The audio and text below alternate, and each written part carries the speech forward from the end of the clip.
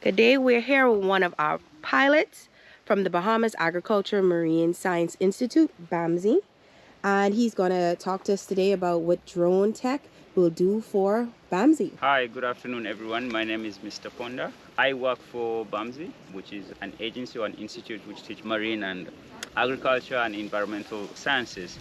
Drones have been used extensively over the years to do a lot of mapping work in agricultural land. What will happen with this technology, or when we get these skills to actually use the drones at the agricultural plots, what will happen is that we can use them to do the mapping of all the land which is being used right now and the ones which is not being used. So with the mapping information, then we can quantify how many arable land we have for farming and how much can we increase.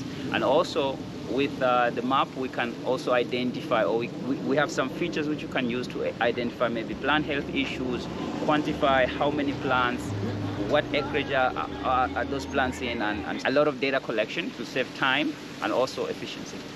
One last thing. Yeah. How has the course been for you thus far? Has it been challenging? Has it been easy? Has it just purely exciting? How's this training course been for you? Well, I can say all those things. It's been really intense. We did 1 week of theory, and then now we're on the bootcamp. This is the 4th day. It's 5 days bootcamp.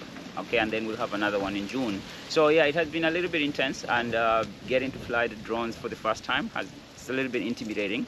Okay, but I think we have a very good instructor, and everybody on the team is really helpful, and we work as a team because that's what makes like mapping better and easy and efficient when you work as a team.